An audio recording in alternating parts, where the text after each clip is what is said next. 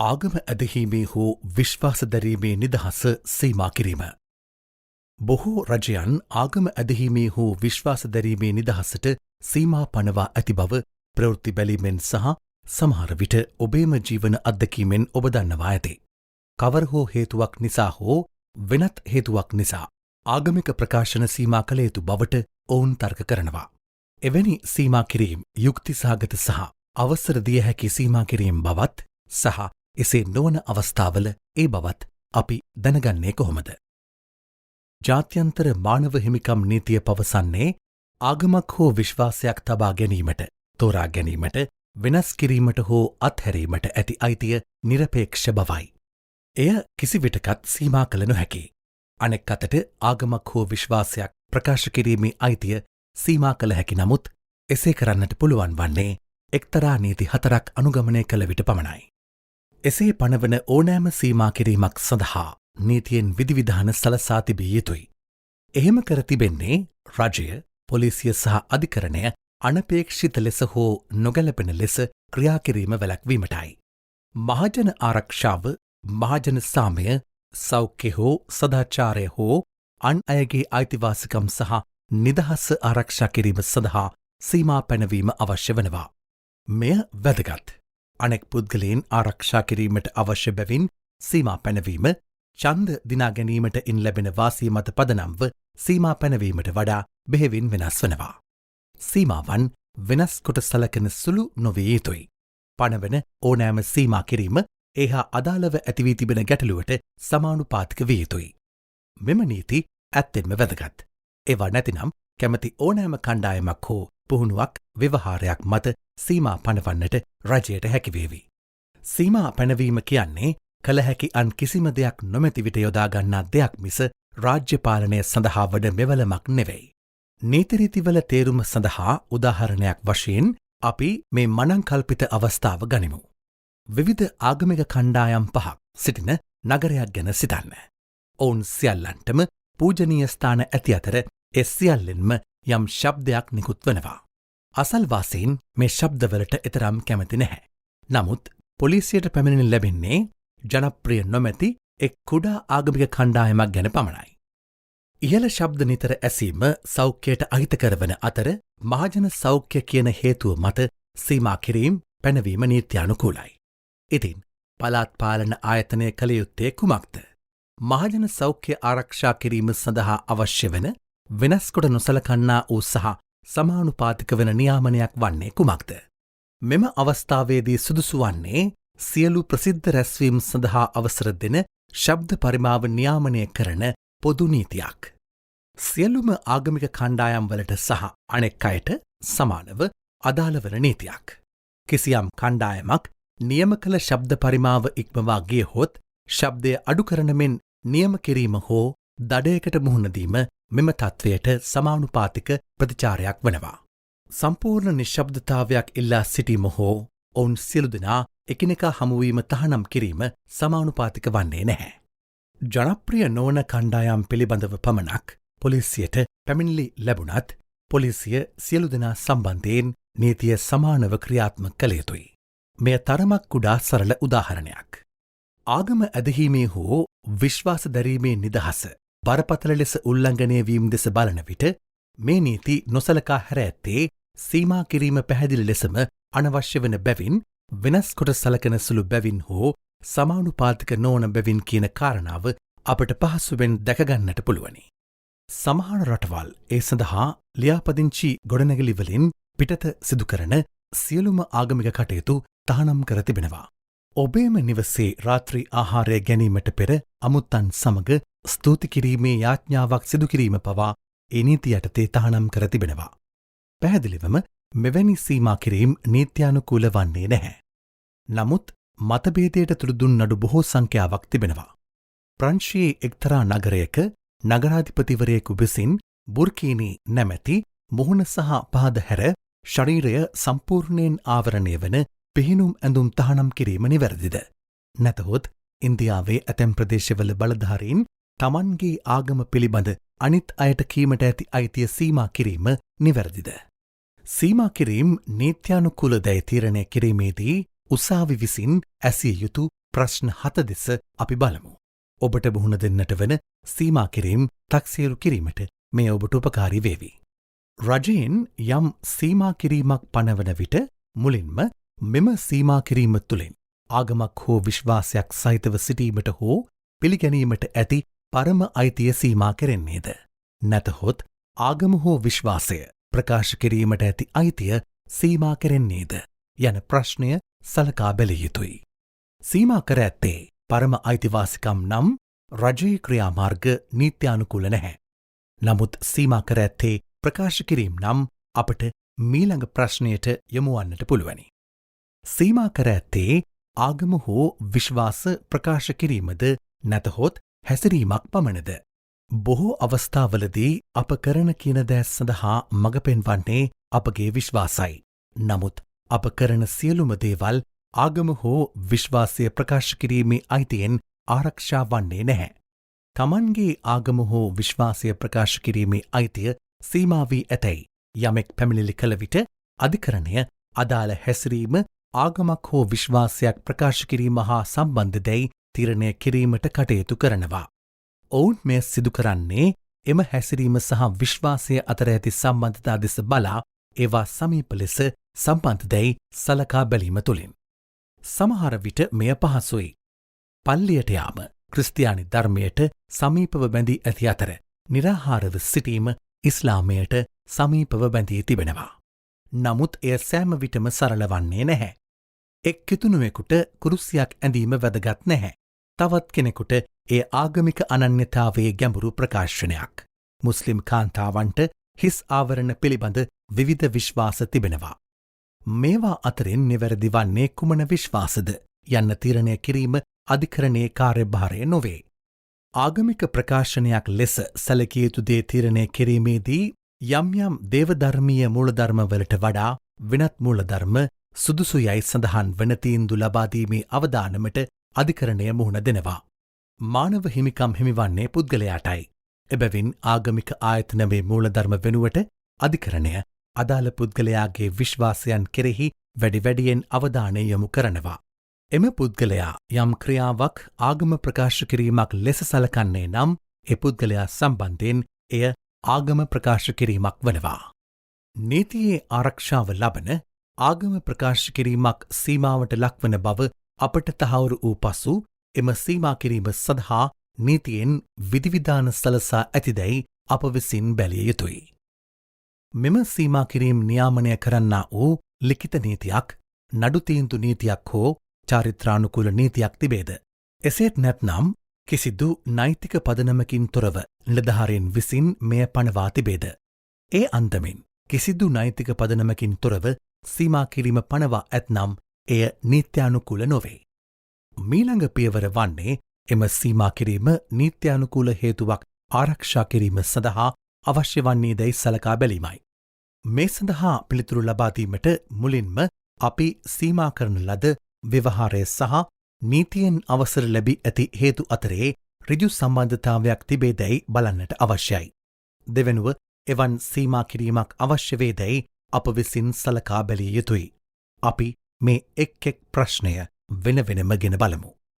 ජාත්‍යන්තර නීතිය යටතේ ආගම ඇදහීමේ හෝ විශ්වාස දැරීමේ නිදහස සීමා කළ හැකි එකම නීත්‍යානුකූල හේතුව වන්නේ මහජන ආරක්ෂාව, මහජන සාමය, සෞඛ්‍ය හෝ සදාචාරය හෝ අන්‍යයන්ගේ අයිතිවාසිකම් හා නිදහස ආරක්ෂා කිරීමයි. එසේනම් සීමා කිරීමට ලක්කර ඇති හැසිරීම ඔස්සේ ඉහතකී හේතු කෙරෙහි තර්ජන එල්ලවන්නේ කොයාකාරයටද? ඒවගේම ඒ සඳහා සාක්ෂි කිසිවක් තිබේද? මෙහිදී සීමා කිරීමට ලක්කරන ව්‍යවහාරයන් සහ ඉහතකී නීත්‍යානුකූල හේතු අතර ඍජු සම්බන්ධතාවයක් පෙන්වා දීමට රජය විසින් කටයුතු කළ යුතුයි.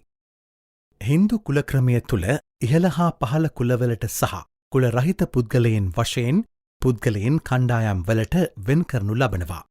කුල රහිත පුද්ගලයන් ඉතාමත් බරපතල ලෙස වෙනස් කොට සැලකීම් සහ සමාජමය හා ආර්ථිකමය වරප්‍රසාද අහිමිවීම සඳහා මුහුණ දෙනවා. කුල රහිත හින්දු බැතිමතුන් ඇතැම් පූජනීය ස්ථානවලට ඇතුල්වීම තහනම් කර තිබුණා. 1949 දී මේ ක්‍රමය ඉන්දියාවේ අහෝසි කළ අතර කුල රහිත හින්දු බැතිමතුන්ට පූජනීය ස්ථාන කරා ප්‍රවේශවීම ප්‍රතික්ෂේප කිරීමට තවදුරටත් අවසර නැහැ. මෙම සීමා කිරීම ඉහතකී පරීක්ෂණයෙන් සමත් වනවා. කුලය මත පදනම් වී වෙනස් කොට සැලකීම් වැළැක්වීම සහ අන්‍යයන්ගේ අයිතිවාසිකම්මා නිදහස් ආරක්ෂා කිරීම අතර ඍජු සම්බන්ධතාවයක් තිබෙනවා. නමුත් හැම සීමා කිරීමක් සඳහාම මෙවැනි පැහැදිලි සම්බන්ධතා නැහැ. ඇතැම් අවස්ථාවලදී රජය ඉහතකී නීත්‍යානුකූල හේතු වැරදි ලෙස නියෝජනය හෝ වැරදි ලෙස භාවිතය සිදු කරනවා. ආගම ඇදහීමට හෝ විශ්වාස දැරීමට ඇති නිදහස සීමා කිරීම බොහෝ අවස්ථාවලදී මහජන සාමය සමගින් සම්බන්ධ කරනවා. තර්ජන, පහරදීම්, පුද්ගලයන් කුපිත කරවීම සහ ඇතැම් අවස්ථාවල දේවාපහාසය වැනි බොහෝ දේ නියාමනය කිරීම සඳහා මහජන සාමය සම්බන්ධයෙන් නීති පනවනවා. ආගම හෝ විශ්වාස ප්‍රකාශ කිරීමේ නිදහසට තමන් සැබෑවටම විශ්වාස කරන්නේ කුමක්දැයි ප්‍රකාශ කිරීම ඇතුළත් වනවා. පැහැදිලිවම තමන්ගේ විශ්වාස සාමකාමීව එසේත් නැත්නම් ප්‍රචණ්ඩත්වය සඳහා පුද්ගලයන් කුපිත නොකරවන අන්දමින් ප්‍රකාශ කළ හැකි. එහෙත් කනගාටුදායක ලෙස ඇතැම් පුද්ගලයන් සාමකාමී ලෙස තමන්ගේ විශ්වාස ප්‍රකාශ කිරීමෙන් පවා බෙහෙවින් අමනාප වන අතර ඔවුන් ඒවාට ප්‍රචණ්ඩත්වයෙන් පිළිතුරු දෙනවා. කලහකාරී පිරිස් ප්‍රචණ්ඩ ක්‍රියාවල නිරතවීමේ අවදානම හේතුවෙන් මහජන සාමය ආරක්ෂා කිරීම යන නීත්‍යානුකූල හේතුව මතයයි තර්ක කරමින් ඇතැම් රාජ්‍ය යම් යම් ආගමික විශ්වාස සාමකාමී ලෙස ප්‍රකාශයට පත්කිරීම තහනම් කර තිබෙනවා. ඉන්දුනීසියාව අහමදියානු සහ අදේවවාදී ආගමික විශ්වාස ප්‍රසිද්ධියේ ප්‍රකාශ කිරීම ඉහතකී හේතුව මත තහනම් කර තිබෙනවා. මෙහි ප්‍රතිඵලයක් වශයෙන් පහරදීම් සිදුකළ වරදකරුවන්ට පහරදීම් සම්බන්ධයෙන් චෝදනා එල්ල කිරීම වෙනුවට වින්දිතයන් වෙත දේවාපහාසය හෝ පුද්ගලයන් කුපිත කිරීමේ චෝදනා එල්ලවන අවස්ථා තිබෙනවා. මෙවැනි නීති හරහා ප්‍රචණ්ඩත්වය අඩු කරන්නට බැහැ. ඒ වෙනුවට ඒවායින් සිදුවන්නේ වැරදි විශ්වාස ඇති පුද්ගලයින්ට දඬුවම් පැමිණිවිය යුතුය යන අදහස තවදුරටත් ශක්තිමත් කරවීමයි. මහජන සදාචාරය යන සංකල්පය තවත් එවැනිම සංකල්පයක්. සදාචාරය සම්බන්ධයෙන් සියලු දෙනාටම ඇත්තේ සමාන අදහස්ද. සදාචාරය යනු පොදු සංකල්පයක්ද. සදාචාරය යන සංකල්පය නිර්වචනය කළ යුත්තේ සමාජමය, දාර්ශනික සහ ආගමික සම්ප්‍රදායන් බොහොමයක් මත පදනම් වෙමින් බව එක්සත් ජාතීන්ගේ සංවිධානයේ මානව හිමිකම් විශේෂඥයින් පවසනවා. එනම් බහුතර කණ්ඩායමේ සාරධර්ම මත පමණක් පදනම් වී සීමා කිරීම් පැනවිය නොහැකි. ජාතික ආරක්ෂාව ආගමේ හෝ විශ්වාසයේ නිදහස සීමා කිරීමේ නීත්‍යානුකූල පදනමක් නොවන බව දැන ගැනීම ඔබ පුදුමයට පත් කළ හැකි. සමහර රටවල යම් යම් කණ්ඩායම් විශේෂයෙන් සතුරු රටක ආගම බෙදා හදාගන්නා කණ්ඩායම් ජාතික ආරක්ෂාවට තර්ජනයක් ලෙස හඳුන්වනවා. මහජන සෞඛ්‍ය, ආරක්ෂාව සහ සාමය යන හේතු සීමා කිරීම් පැනවීම සඳහා ප්‍රමාණවත් ඉඩක් ලබා දෙන බවත් ඊට ජාතික ආරක්ෂාව එක්කිරීම ආගම ඇදහීමේ හෝ විශ්වාස දැරීමේ නිදහස වඩාත්ම අවශ්‍ය වූ විට එය අදාළ කරගත නොහැකි බවට පත්කරන්නේ යැයි සම්මුතිය කෙටුම්පත් කළ ලේඛකයින් එකඟ වී තිබෙනවා. එබැවින් සීමාවට ලක් කරන්නට යන ව්‍යවහාරයන් සහ නීත්‍යානුකූලව හේතුවක් අතර ඇති ඍජු සම්බන්ධතාවයක් පෙන්විය යුතුයි යන කාරණාව අපි දැන් තහවුරු කරගෙන තිබෙනවා. ඒ වගේම අදාළ කරගන්නා එම නීත්‍යානුකූල හේතු නිවැරදි අන්දමින් අර්ථකථනය කර සහ අදාළ කරගෙන ඇත්තේ දැයි පරීක්ෂා කිරීම වැදගත් බවත් අපි දැන් දන්නවා. අපගේ ප්‍රශ්නයේ දෙවන කොටස වෙත යමු. සීමා කිරීම අවශ්‍යද? මෙය දේශපාලන හෝ බහුතර දෘෂ්ටිකෝණයකින් එතරම් ප්‍රයෝජනක මාතෘකාවක් නොවුනත් මෙය අවශ්‍ය වෙනවා. ඔවුන් යෝජනා කරන සීමා කිරීම සහ අන් අයගේ අයිතිවාසිකම් සහ නිදහස ආරක්ෂා කිරීම අතර ඍජු සම්බන්ධයක් ඇති බව රජය පෙන්වා දී ඇති බව සිතමු. සීමා කිරීමට තරම් තර්ජනය බරපතලද? යෝජිත සීමා කිරීම අනෙක් පුද්ගලයන්ගේ අයිතිවාසිකම් ආරක්ෂා කිරීමට ඵලදායී වේද? අයිතිවාසිකම් සීමා නොකර ගැටලුව විසඳීමට වෙනත් ක්‍රම තිබේද? ප්‍රශ්නය එතරම් බරපතල නොවන්නේ නම් යෝජිත සීමා කිරීම් ප්‍රශ්නය විසඳීමට දායක නොවන්නේ නම් හෝ අයිතිවාසිකම් සීමා නොකර එය විසඳා ගැනීමට හැකියාව තිබෙන්නේ නම් සීමා කිරීමක් අවශ්‍ය වන්නේ නැහැ. අතිශයෙන් ජනාකීර්ණ බෞද්ධ පුහුණු මධ්‍යස්ථාන සෞඛ්‍ය සහ සුරක්ෂිතතාවයට ගැටලු ඇතිකරන බවක් චීන රජයේ කියවෙනවා. සෞඛ්‍ය සහ සුරක්ෂිතතාවය යනු සීමා කිරීම් පැනවිය හැකි නීත්‍යානුකූල හේතු සාධක වනවා. මෙහිදී අනුගමනය කළ හැකියෙක් විසඳුමක් වන්නේ එම බෞද්ධ මධ්‍යස්ථාන අලුත් වැඩියා කර වඩාත් විශාල කිරීම සඳහා අවසර ලබාදීමයි. එම විසඳුම ඔස්සේ පුද්ගලයන්ගේ අයිතිවාසිකම් සීමා වන්නේ නැහැ.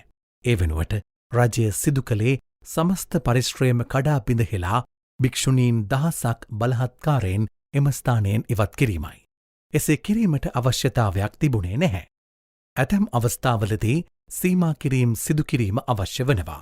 වැඩිහිටි බවට හඳුන්වාදීම සඳහා වන ඇතැම් චාරිත්‍ර සහ ස්ත්‍රීලිංග ඡේදනය වැනි හානිදායක සාම්ප්‍රදායික ව්‍යවහාරයන් තහනම් කළ යුතු බව එක්සත් ජාතීන්ගේ සංවිධානය පැහැදිලිව ප්‍රකාශ කර තිබෙනවා. ඇත්තෙන්ම බොහෝ සිදුවීම් මෙතරම්ම පැහැදිලි නැහැ. එහෙත් සීමා කිරීමක් පැනවීම අවශ්‍යයි ඔප්පු කිරීමේ භාරය පැවරී ඇත්තේ රජයටයි. රජයට නීත්‍යානුකූල හේතු ඇති බවත් සීමා කිරීම පැනවීමේ අවශ්‍යතාවයක් ඇති බවත් තහවුරු කරගත් පසු එම සීමා කිරීම වෙනස් කොට සලකන සුළු එකක් දැයි බැලිය යුතුයි. නීති ප්‍රතිපත්ති සහ ව්‍යවහාරයන් වෙනස් කොට සලකන සුළු දැයි බැලීම පහසුකාර්යයක් යැයි ඔබට සිතෙන්නට පුළුවනි. ඒවා ප්‍රකාශිතවම අදාළ වන්නේ එක් පුද්ගල කොට්ටාසයකට පමණක් නම් එය අපහසු වන්නේ නැහැ. එය හඳුන්වන්නේ ඍජු වෙනස් කොට සැලකීම කියයි. එය නීතියට පටහැනි. නමුත් සියලු දෙනාටම අදාළ වන ඇතැම් නීති සමාජයේ යම් කොටසක් මත බරපතල බලපෑමක් ඇති කරන අතර තවත් කොටසක් මත කිසිම බලපෑමක් ඇති කරන්නේ නැහැ. මේ හඳුන්වන්නේ වක්‍රාකාර වෙනස් කොට සැලකීම කියයි.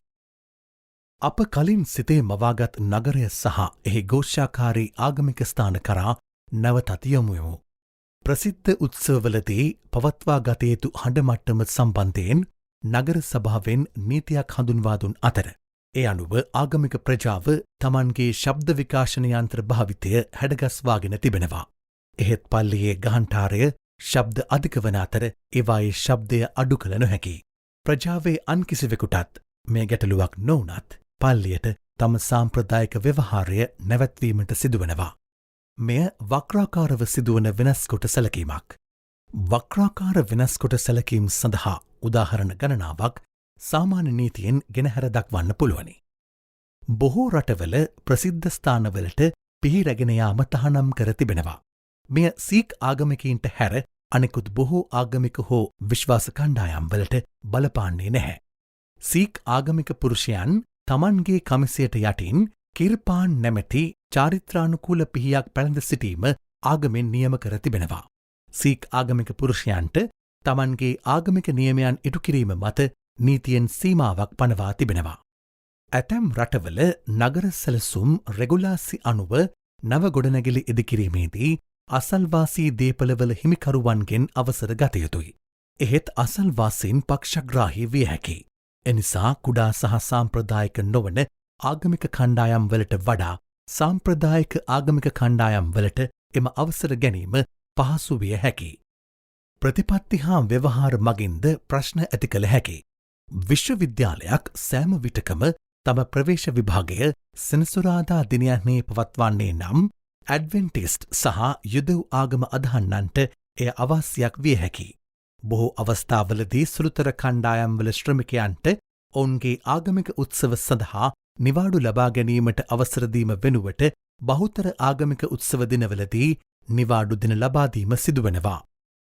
ඍජු වෙනස්කොට සැලකීම් සෑම විටකම තහනම් කර තිබෙනවා. එහෙත් එසේ කිරීම යුක්ති සහගතව හැකි සෑම අවස්ථාවකදීම වක්‍රාකාර වෙනස්කොට සැලකීම්ද විසඳිය යුතු ප්‍රායෝගික ප්‍රශ්නයක් වශයෙන් අධිකරණ විසින් සැලකීම උචිත වනවා.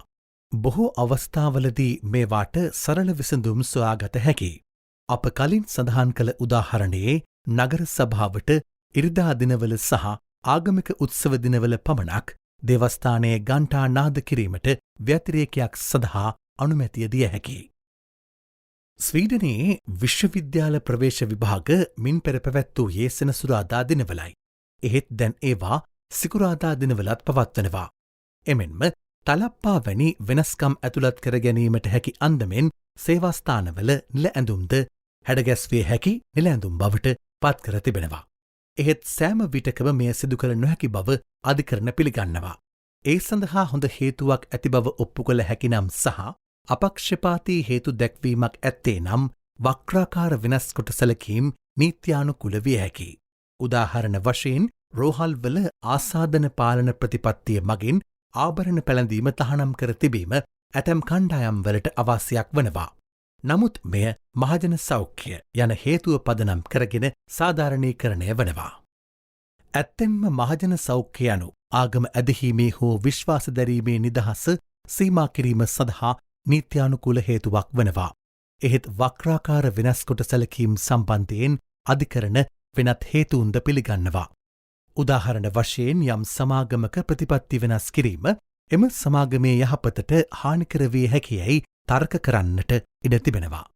තමන් අලෙවි කරන වර්ගයේ ඇඳුම් ඇඳ සිටීමට සේවකීන්ට නියම කරන ඇඳුම් සාප්පුවක් ආගමික හේතු මත එම ඇඳුම් ඇඳීම ප්‍රතික්ෂේප කරන පුද්ගලයෙකු සේවයට බඳවා ගැනීම ප්‍රතික්ෂේප කළ හැකි.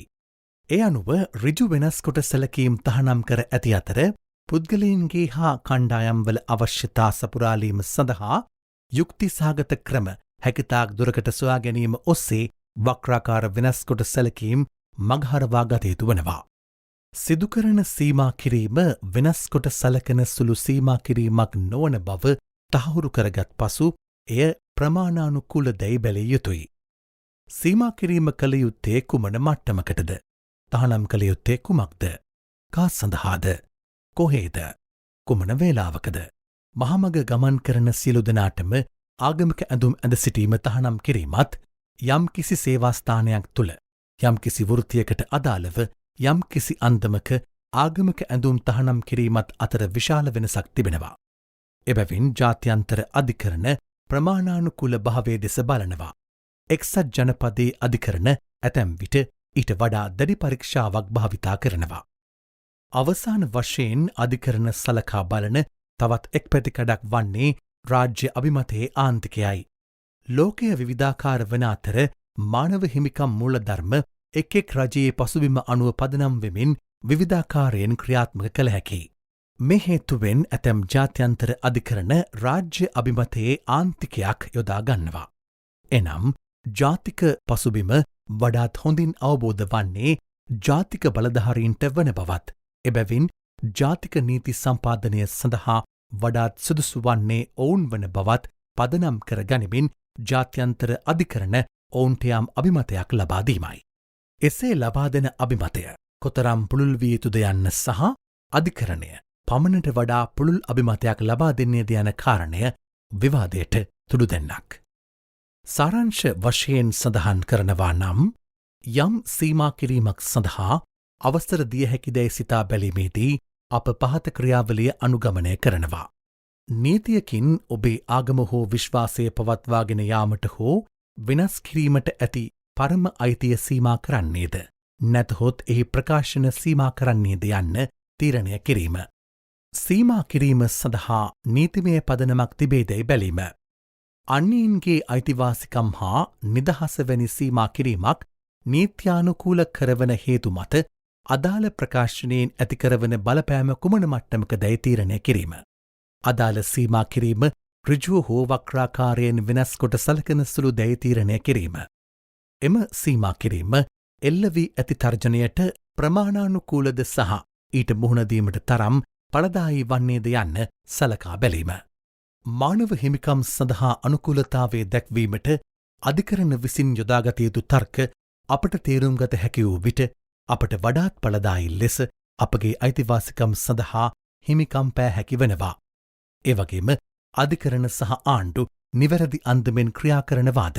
නැතහොත් ඔවුන් ආගම ඇදහීමට සහ විශ්වාස දැරීමට ඇති නිදහස උල්ලංඝනය කරනවාද යන කාරණේ සම්බන්ධයෙන් ඇති මහජන විවාද සඳහා වඩාත් පූර්ණ වශයෙන් දායක වන්නට එමගින් අපට හැකියාව ලබා දෙනවා.